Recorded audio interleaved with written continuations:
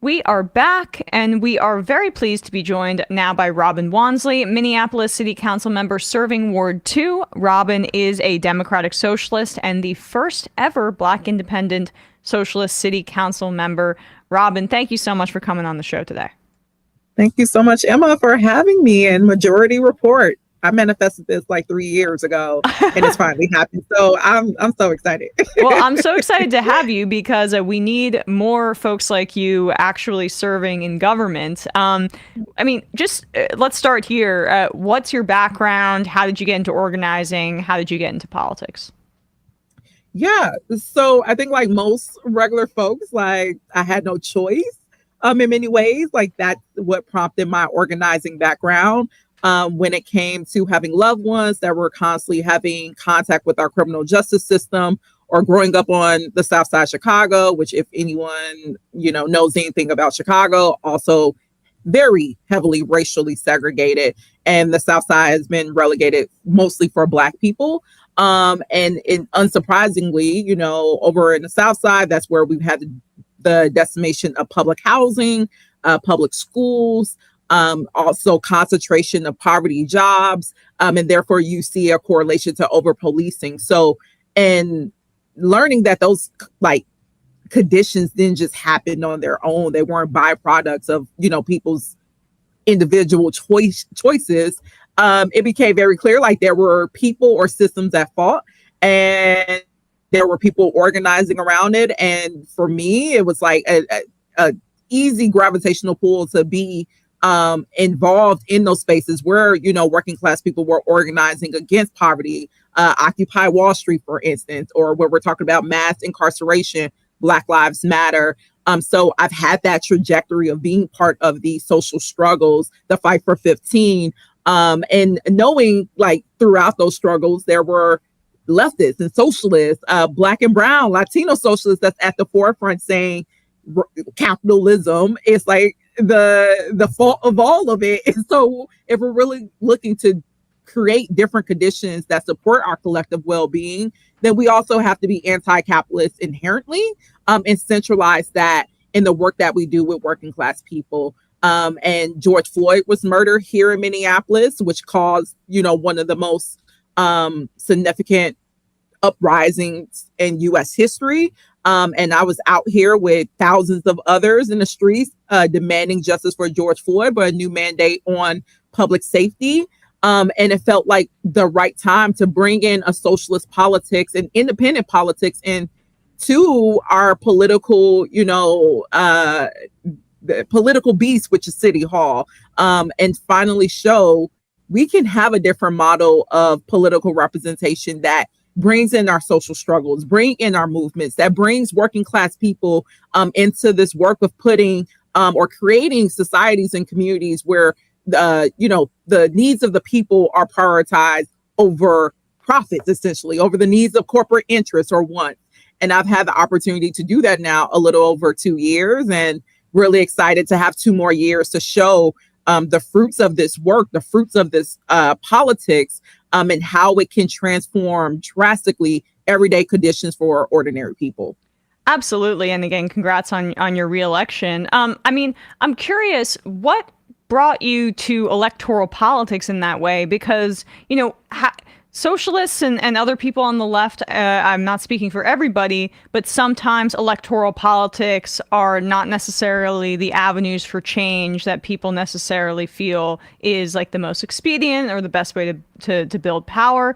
But, you chose to engage with electoral politics at a time when a lot of people are feeling disaffected, especially with, like, say, the Biden administration's support for Israel's genocide in Gaza. How do you get people, socialists and other people on the left, to engage in electoral politics in the midst of this kind of horrible time where people are feeling so disaffected?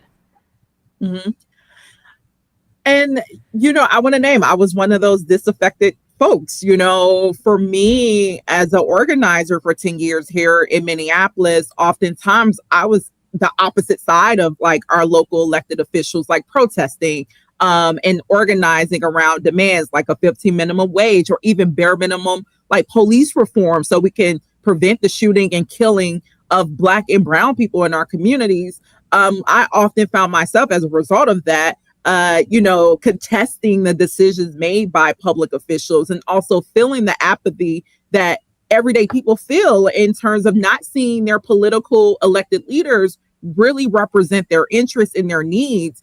And again, George Floyd was like a wake up moment, I think, for many of us, where it became clear for me of, these people in elected positions, like we elect them. And while they might betray our interests, like we have the ability to send our folks in. And we should be doing that because, I mean, throughout society, throughout the US history, it hasn't just been public officials that's been creating transformative change. That has always happened through the collective organizing of working class people, and oftentimes having to push elected officials to do the right things, to make the right decisions. And I thought, in the midst of George Floyd, also in prior struggles, like, what if we just had one person, one independent socialist, one person beholden to working class people in these seats to use the bully pulpit that you have as a elected official to bring forward the demands and the aspirations of everyday people, and to then use every tool in your chess box as an elected official to then advance those needs, to bring solutions forward, and then to bring broader, constituencies together around these proposals. And we've been able to do that here in the city of Minneapolis, especially around public safety beyond policing. We're investing in alternatives to just having a cop show up, because we know that is not the model for keeping our community safe. We've been able to even do that around climate initiatives, something as what you would not think is like super radical, but like we just passed pilots for sidewalk plowing here because we had one of the most snowiest winters in our city's history as a result of climate change. And people all across the city was like hurting themselves. People with disabilities, people who have strollers or, with families, they couldn't get around our city. And it's like, well, it should be our responsibility to make sure our sidewalks are clear. That's part of safety. Also with policing, I'm very, very proud of the work that me and my DSA colleagues did early in our term, where oftentimes we were the lone votes against these PTSD settlement claims by officers who were part of this long history within the Minneapolis Police Department of engaging in racist and violent and sexist actions towards, our residents. And then after George Floyd, hundreds of millions of dollars are now being, grabbed up by these officers who left, many of them with bad, horrible misconduct histories, who have lied publicly about what they've done. And we voted down a lot of these, or voted against, a lot of these settlements. And for 2.5 years, it felt like we were screaming into an echo chamber until we finally voted down, the first time this ever happened in the city of Minneapolis history, a settlement claim for an officer that beat and unjustly imprisoned a Black man named Jaleel Stallings. And he was claiming PTSD? Yes. Oh, well, I mean. Exactly. So, for me, that is the part of hope. Like, we're here to bring hope into these spaces where it's hostile. We know city halls all across the country are hostile to working class people. And that's a charge of socialists coming into these spaces, engaging in the electoral project to show that what we've been told is impossible is actually possible. And what is it like then to kind of deal with a mayor in Jacob Frey who said a lot of, the right things to the national press in the wake of George Floyd's killing. But in the end, of course, he kind of is quite a status quo Democrat and has vetoed things like the wage increases for gig drivers and for Uber and Lyft in Minneapolis. How do you wield your power when the mayor of the city is somebody much more aligned with, like, say, the neoliberal wing of the Democratic Party? No, thank you, Emma, for pointing that out, because I want to highlight again where this kind of connects to the prior question of, that apathy towards the electoral project in a way. When you see mayors like Jacob Frey or Eric Adams, or former mayor of Chicago Lori Lightfoot, we're seeing essentially post George Floyd all across the country. There was this conservative backlash movement to this revolutionary moment that happened in 2020 following George Floyd's murder by Minneapolis police. And my council came in right in the reelection of Mayor Jacob Frey. And I want to know independently for my race, like I, had to claw my way into that election. Like the corporate establishment fought tooth and nail to keep me out of office. I had to endure a brutal recount process. So I came in with 14 votes. And in a political minority, with Jacob Frey, as you mentioned, the status quo kind of spokesperson of our city, conservatives status quo spokesperson of our city, I came in the wake of that. And it could have been very easy for me to like play it safe, to say I'm have a low profile until the right conditions align. But that's not what I did, because that's not what the people elected me here to do. I did to not play it safe. I came forward with the mandate to bring working class people's needs and struggles into City Hall. And every single solution that ordinary people brought to my office, we brought it to the floor. Even when I knew I was going to lose, I took a lot of losing votes, often solo losing votes, my first year and a half. But I can't even say they were losses in many aspects, because we forced a public conversation and debate around it. The sidewalk plowing effort that I just talked about, that we just got passed, I brought that a year ago, and it was basically overwhelmingly voted down by my colleagues. And then we did lots of organizing. And again, climate change created the conditions for working class people to say what we're doing around sidewalks is not working. So it got to the point where a year ago, one pilot for sidewalk plowing got voted down. This past year, after a lot of organizing, we got 4 that's going to be invested in. Same with public safety beyond policing. Jacob Frey, or Mayor Jacob Frey, definitely has been a proponent of keeping policing as the same, in the way of, keeping cops with, extensive misconduct histories on the force, and basically keeping the same conditions that led to George Floyd and so many other stolen lives. And we've been here, my office has been here as an echo chamber saying we need something different. We have to organize for something different, organizing for something different. And what we've gotten is a new Office of Community Safety that prioritizes unarmed safety services like mental health responders. So now when regular folks call 911, they don't just have to hear about a cop being the only option to show up. They now have mental health responders. They have domestic violence navigators. And my office just passed $4 million last month to invest in other, safety alternative services to meet the needs of our residents. So, we have to still be willing to bring the issues forward, even under conservative or minority political climates. And that's why Minneapolis has the progressive majority, with 4 of the elected officials of that majority being DSA endorsed. Yeah, it's because we weren't afraid to take the losing vote and bring it to the floor every single time. I mean, I've spoken about this within the context of, we're here in Brooklyn, right? Like, what can be done? And there have been major DSA gains in New York's state government. But at the same time, the governor, I know this is more on the statewide level as opposed to city, but Governor Kathy Hochul, very, very conservative Democrat. However, you see different ways that the leverage of just having a few of those folks in government has changed things dramatically, including her center-right anti-labor state Supreme Court pick getting shot down because the DSA candidates here, not candidates, representatives here in New York were able to make that change. And that's just one of the ways that things can change, and leverage can change quickly once you get people who are actually representatives into office as opposed to representatives of other interests.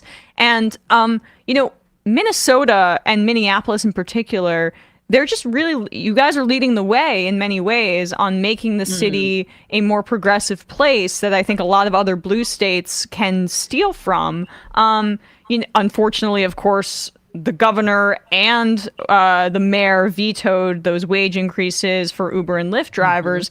But you spoke a bit about the gains that you've made in policing, some of the activism that you've done with teachers unions as well. What are some of like the big hallmarks of progress that you would point to in your time in the city council that you feel wouldn't have been able to happen, honestly, before some socialists and left candidates started to gain power? Absolutely. I want to reference the one that you just mentioned. My office has been working very closely with rideshare drivers for the past year, specifically rideshare drivers working for Uber and Lyft, to get them $15 minimum wages and other broader worker protections that they've been organizing and advocating for even before I came into office, for several years before just this past term. And they were ignored. They weren't taken serious. No one, were listening to them. And these drivers are predominantly East African, working class people, Black, Brown, Latino. And this is one of the ways in which they are able to earn a livelihood in the city to take care of themselves and their families. And they are being paid subpar wages, and which is ridiculous when Uber and Lyft combine their net worth, or at least the wealth that they've brought in over the past several years, especially in the pandemic. It exceeds in the billions, over $5 billion collectively, and yet you have your drivers not being able to earn a minimum wage, which is just outright ridiculous. And also in light of, we have small businesses here that are paying $15 an hour, or if not more, to their employees. So another opportunity where, again, having socialists in office, we took their cries for help serious. Me and another DSA endorsed elected official here. And we brought forward Fair Drive Safe Rides, which again, it aims to get our rideshare drivers a $15 minimum wage and broader worker protections. And while, yes, Mayor Fry vetoed that and sided with the corporate lobbyists of Uber this past summer, you know what we did? We brought it right back. Literally not just like 2 weeks later, we brought it back, reintroduced the legislation, and said, no, we're going to bring forward a study that says the rates that you just made up with your behind the scenes deal with Uber and Lyft, we're going to study that. We're going to compare that to our already studied and evidence-backed rates. And we're getting that study back, I want to say in 2 weeks. And once that study gives us the formula for how these drivers will make $15 an hour, we're going to pass that with our progressive majority. So again, brought it right back. No time to settle in defeat, because our drivers can't pay rent with defeat. Right. That's just not how it works.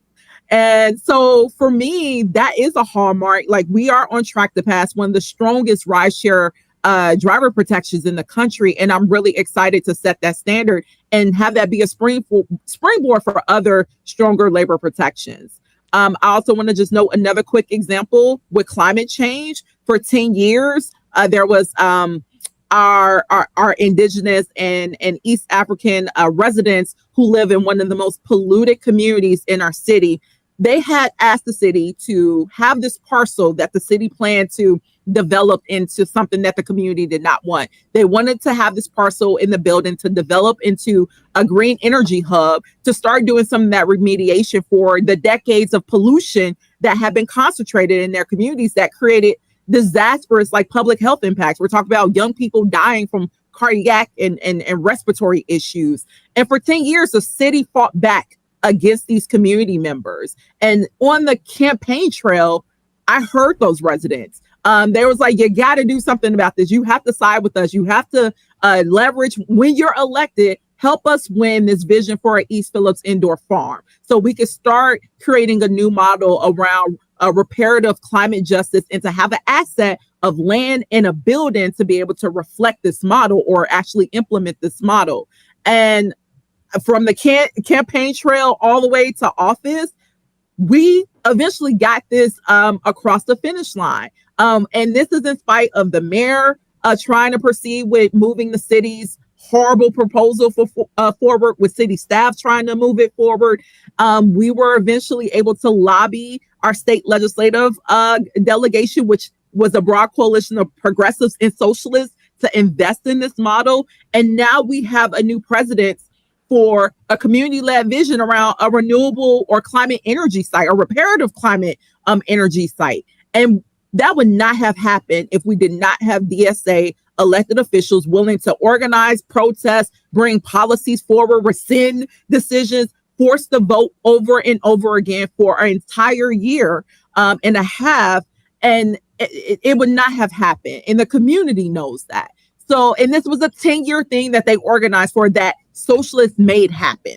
Again, something that they were told was impossible. We made it possible and worked hand in hand with them every step of the way to make it a realized vision. So those are just two examples, again, where Socialists are working with working class people. We are co-governing. We are sharing our power to bring their expertise into City Hall and create different material additions that raise the standards of what working class people should expect from their elected officials, but also raise the threshold for the quality of living that they are deserving of in our city. Absolutely. Great. Two excellent examples for, what I'd love to see, here in New York. Two things. Your next frontiers here. Rent control is on the horizon. Also, the ceasefire resolution that yes. that you and other socialists have put forward in Minneapolis. As you mentioned, that there's a very diverse population in Minneapolis.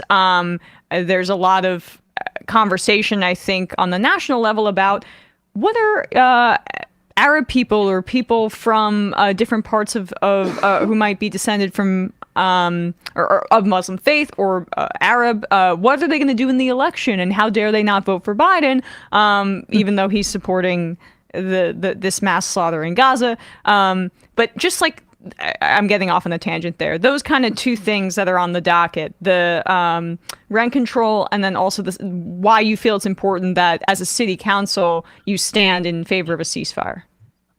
Absolutely. When you talked about rent control, again, that was a mandate in 2021.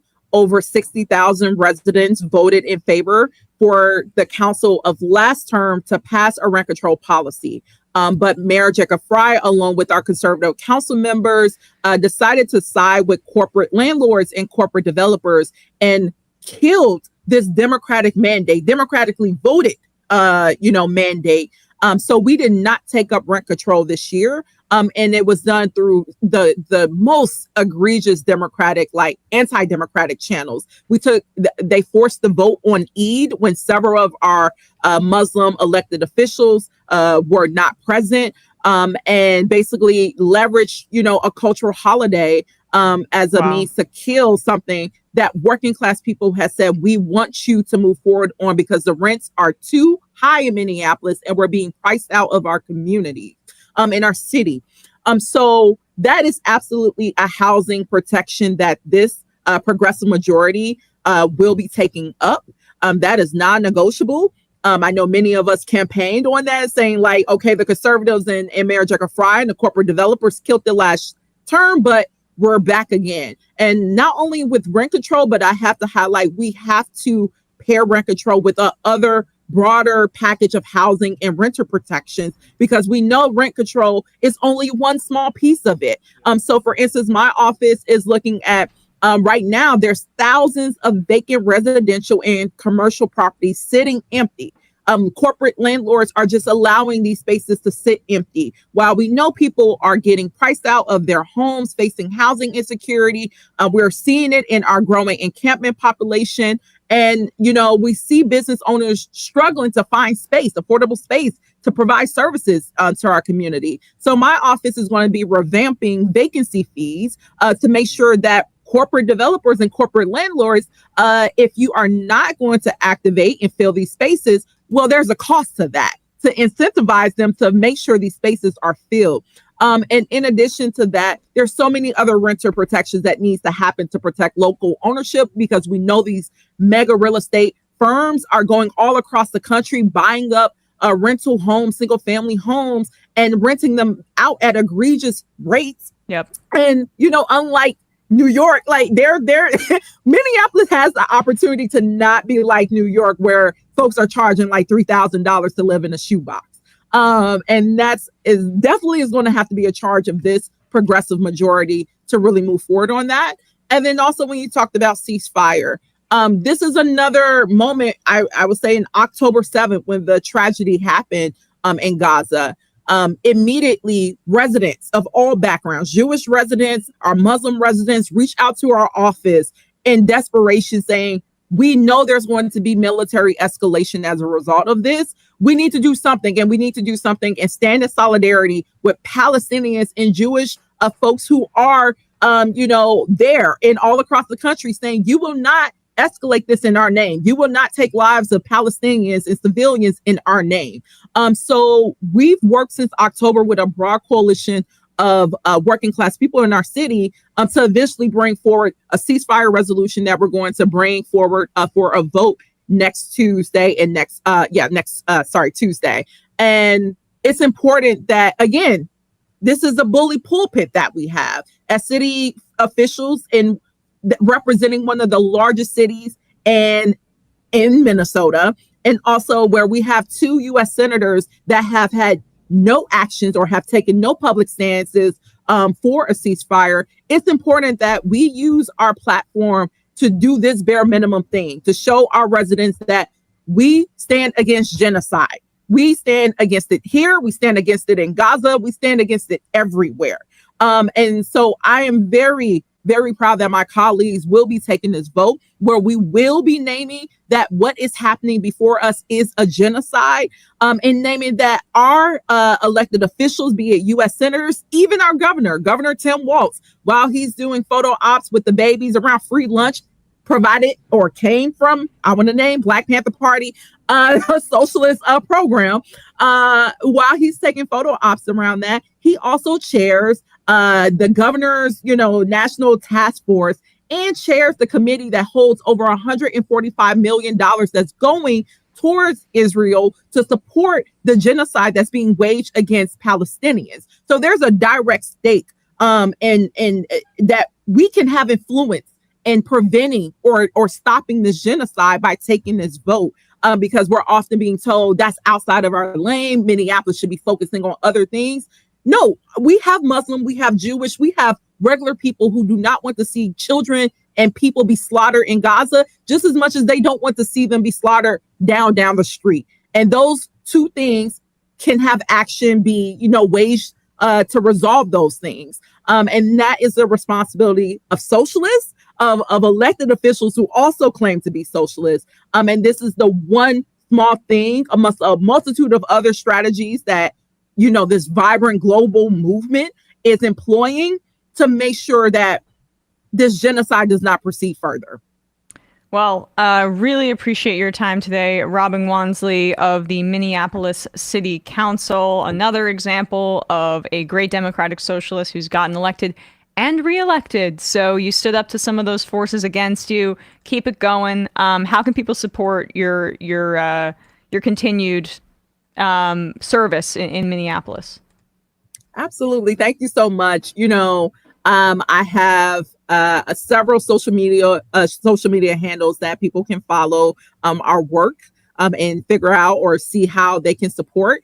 You can check out on Twitter, Robin FORMPLS, Robin for Minneapolis. I'm also on Instagram at Robin4 MPLS, as well as on Facebook for our geriatric millennials. I do have a TikTok. If there's anyone out there who would like to volunteer to help us with that TikTok, we do have that as well. That's Robin for Minneapolis, or you can go to robinforminneapolis.com.